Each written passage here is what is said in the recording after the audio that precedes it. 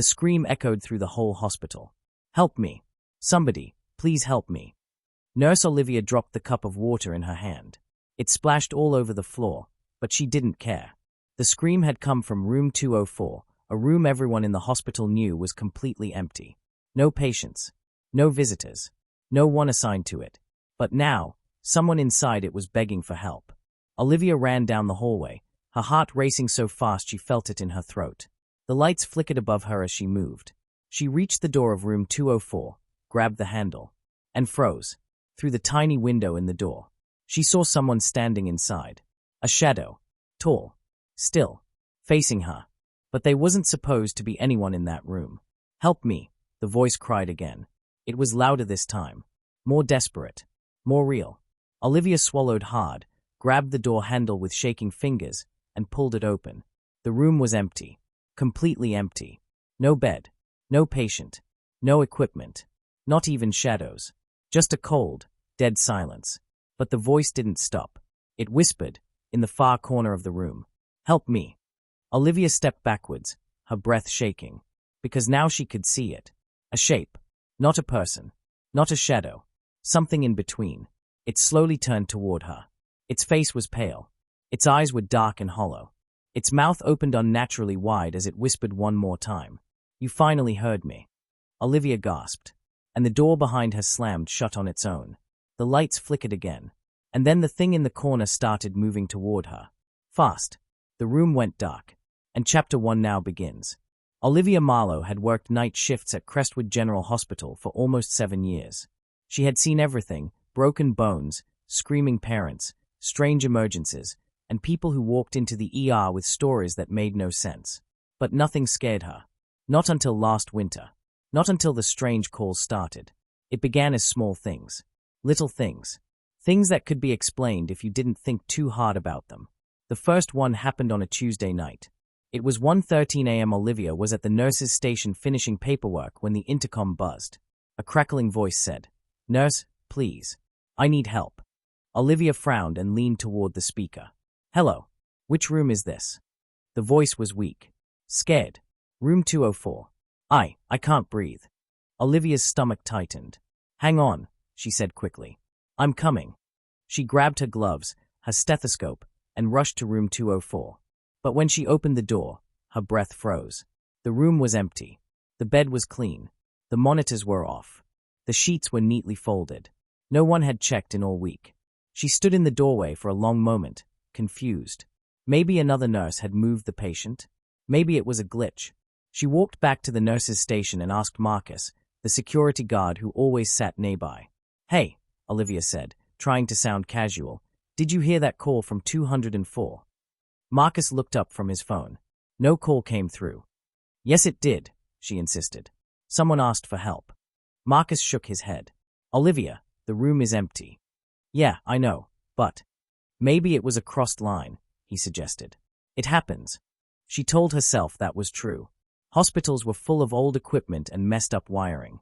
Strange sounds sometimes traveled through the walls. Voices carried from one place to another.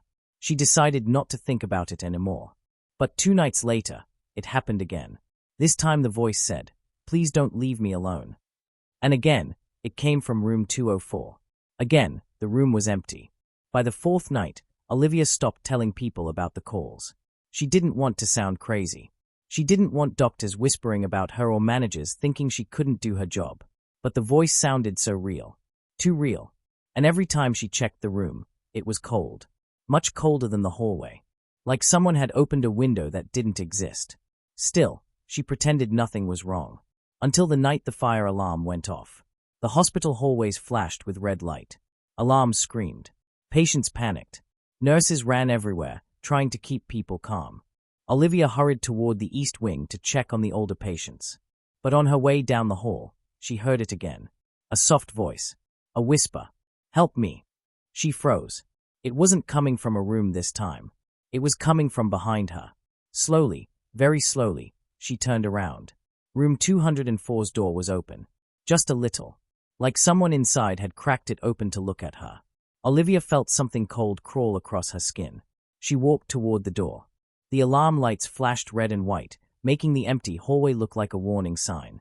When she reached the door, she pushed it open and stepped inside.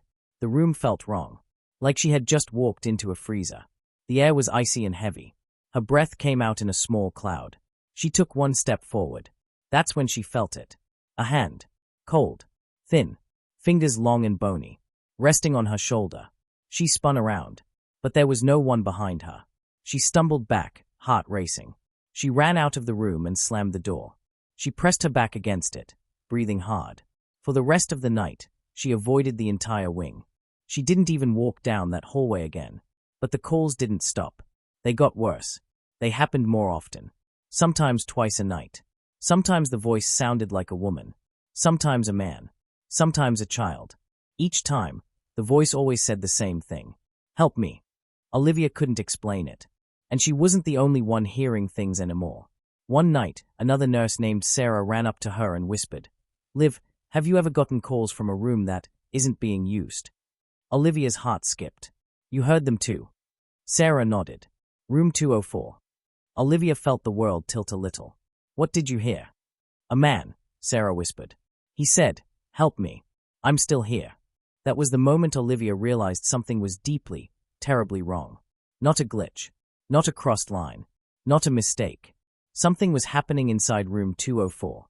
Something alive. Something watching. Something waiting. Still, Olivia tried to be brave. She kept working. She told Sarah they should just ignore the calls.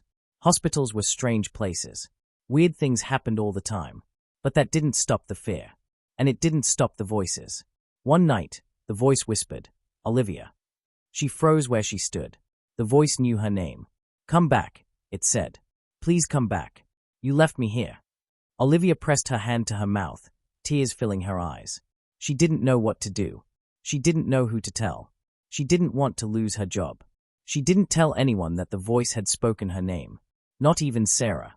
But something inside her changed. She stopped going to the East Wing alone. She always walked fast past room 204. She even started taking her breaks in the basement just to feel far away from that hallway. Yet every night, the voice returned. And the room felt colder. And the feeling of being watched grew stronger. Then came the night that changed everything. The night that broke the hallway lights. The night the hospital cameras glitched. The night the voice didn't whisper. It screamed, "Help me." Everyone heard it. Nurses. Security guards. Even patients. The scream blasted through the speakers so loud that the entire building shook. Marcus, the security guard, sprinted toward the East Wing with Olivia right behind him. When they reached room 204, the door slammed shut in their faces even though no one had touched it. Marcus cursed and tried to yank it open. "Someone's inside." "No," Olivia whispered. "No one is supposed to be in there." Marcus didn't listen. He kept pulling the handle. Then suddenly, it stopped. The alarm shut off. The lights flickered. And for one horrible second, Olivia saw a shadow inside the room. It wasn't shaped like a person. It was twisted, stretched, crooked, bent in all the wrong ways. The shadow stood near the bed. Then it stepped toward the window. Then it slowly turned and faced them. Marcus backed away from the door. What is that?" Olivia shook her head. She couldn't speak. She could barely breathe. The shadow took one more step forward and vanished. The lights flickered one last time, and the door creaked open on its own. Marcus reached for his flashlight. "We need to check inside." "No," Olivia whispered, grabbing his arm. "Don't go in there. Please don't go in there." But Marcus was stubborn. He pulled away from her and stepped into the room. And that's when the actual horror began. The room slammed shut behind him. Hard. Olivia screamed and threw herself against the door, trying to open it. Marcus, answer me." There was no answer.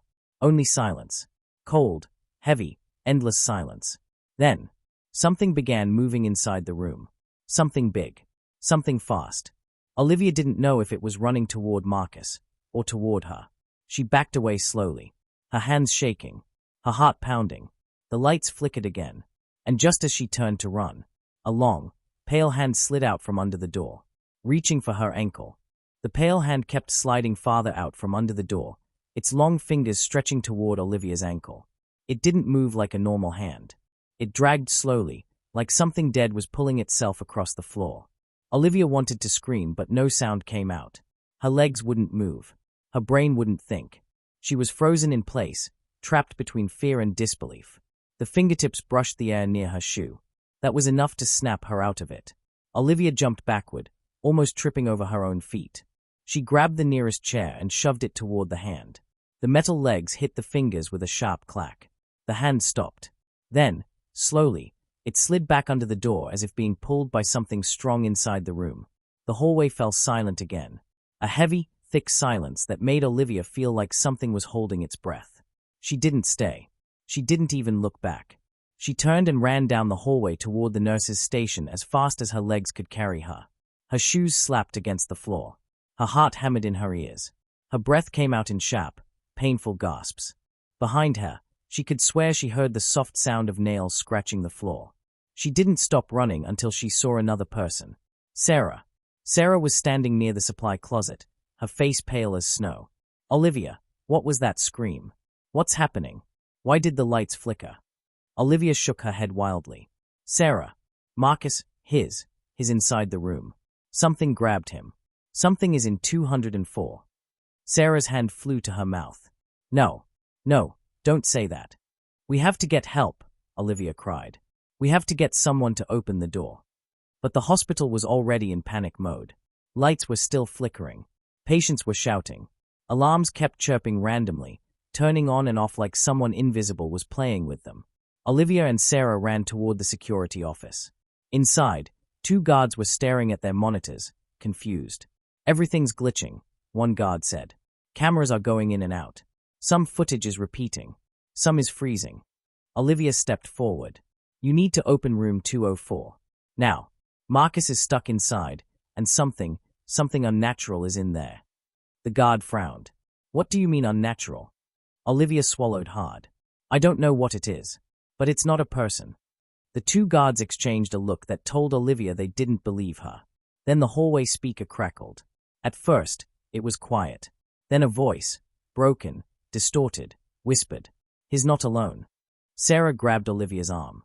Oh no, that voice, that wasn't Marcus. Everyone in the room stared at the speaker. They had all heard it.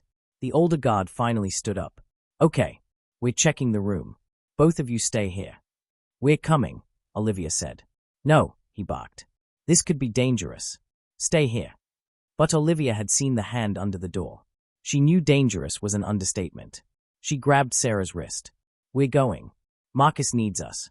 Sarah nodded, even though her face looked like she wanted to run home and never come back. Together, they followed the guards back to the east wing. The hallway was colder now, as if room 204 was leaking its icy breath into the whole floor. As they walked, the overhead lights flickered again. One went out completely. Then another. Then another. The darkness crawled toward them like a shadow alive. Keep moving, the guard said. But Sarah whispered, I don't like this. Olivia, something is wrong with this place. Olivia didn't answer. Her eyes were locked on the door ahead. Room 204. It was still shut. The lights above it sparked like small fireworks. The guards rushed forward and grabbed the door handle. Marcus, one shouted. If you're in there, step back from the door. We're coming in. No answer. They pulled the door. It didn't open. They tried again. It didn't even shake. It's locked, the guard muttered. But that door has no lock, Sarah whispered. Before anyone could respond, the lights above the door went pitch black, and the hallway plunged into darkness. Only the flickering red exit sign glowed faintly behind them. Someone gasped. Someone else whispered, Oh God. Then, from behind the door, a scream exploded. Marcus, let me out. Please, IT has me, get me out of. His voice twisted suddenly into a choking sound, like something had grabbed his throat. The guards threw themselves at the door. Sarah burst into tears. Olivia covered her mouth as her heart cracked inside her chest. Then the screaming stopped. Just like that. Complete silence. Move, one guard yelled. They rammed the door with their shoulders. Once, twice, 3 times. Finally, on the 4th hit, the door burst open. The cold rushed out like a blast of winter air. Everyone shivered violently as they stumbled into the room. And every single person froze. Because Marcus wasn't there. The room was empty again. Completely empty. No shadow. No body. No blood. Nothing. The bed was still made. The chair was still neatly in place. The window was locked. But the walls. The walls were covered in long, deep scratches, as if something with claws had dragged its hands across them again and again. Sarah shook uncontrollably. Where's Marcus? Where did he go? He was. The guard searched the room. Checked the bathroom. Sarah ran ahead and pushed open the small bathroom door. Nothing. Check behind the curtains, another guard yelled, ripping back the fabric. Nothing. Olivia stepped forward slowly, her breath trembling. She stared around the room. The cold felt like it was crawling under her skin. Then she noticed something. A message scratched into the wall. Fresh. Still crumbling at the edges. 3 small words. Don't let it out. Olivia staggered backward. What does that mean? Sarah whispered. The guard ran his hand across the scratches. I don't know, but these are new. They are from Marcus, Olivia said quietly. He was trying to warn us. Suddenly the lights came back on, bright, white, and steady. The warmth returned. The hospital alarms stopped. Everything looked normal, like nothing had happened. But everyone in room 204 knew something had. Something real. Something dangerous. One guard rubbed his face. We need to lock this room down. No one goes in or out until the chief sees this. Sarah nodded quickly. Yes. Seal it. Please seal it. But Olivia was still staring at the floor. There, near the bed, a small, dark shape. She crouched down. Her blood went cold. It was Marcus's security badge. The clip was bent. The plastic cover scratched. It looked like it had been dropped, or snatched, from him. Sarah saw it too and covered her face, crying again. The guards exchanged worried glances. One whispered, he didn't just walk out of here. Something took him. Olivia held the badge in her hands. It felt warm. Too warm. Like someone had been holding it seconds before. The guard placed a hand on her shoulder. We need to get out of this room. They left quickly, shutting the door behind them. They didn't notice the temperature dropping again. They didn't notice the lights flicker. They didn't notice the shadow forming slowly in the corner of the room behind them. The hospital tried to continue like everything was normal. It didn't work. Patients refused to sleep. Some said they heard crying down the hall. Others said they felt cold hands touching their feet at night. One elderly woman insisted she saw a man crawling on the ceiling. She pointed with shaking fingers and whispered, he didn't have a face. Every time she said it, Olivia felt sick. Doctors tried to calm everyone. Security walked the halls more often. But the strange things didn't stop. They got worse.